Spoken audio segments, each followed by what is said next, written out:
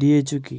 Defect পার 100 units হচ্ছে প্রতি 100 piece check করা গার্মেন্টসে মোট কতটি ডিফেক্টস পাওয়া গেল তার সংখ্যা। ডিফেক্ট পার 100 ইউনিট নির্ণয়ের জন্য কোয়ালিটি ইন্সপেক্টর যখন গার্মেন্টস চেক করে তখন তাকে নিচে দুটি জিনিস একটি ফরম্যাটে লিপিবদ্ধ করতে হবে: মোট কত পিস গার্মেন্টস চেক করা হয়েছে তার সংখ্যা, চেক করা গার্মেন্টসে মোট কতটি ডিফেক্ট পাওয়া গেল তার সংখ্যা।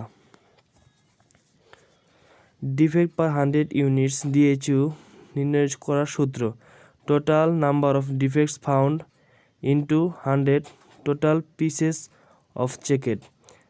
সারাদিনে যতগুলো ডিফেক্ট পাওয়া গেল তার সংখ্যা গুণন 100 ভাগ যতগুলো গার্মেন্ট সারাদিনে চেক করা হয়েছে তার সংখ্যা।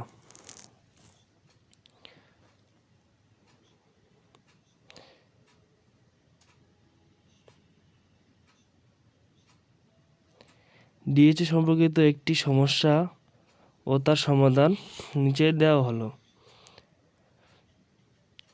একটি লাইনে একজন কোয়ালিটি ইন্সপেক্টর সারাদিনে 600 পিস গার্মেন্ট চেক করে 140টি ডিফেক্টস পেল, তাহলে ওই লাইনে ডিএইচইউ কত?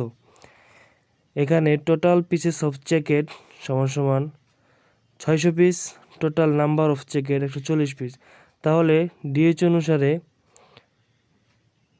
পার্সেন্ট হবে 23.33%।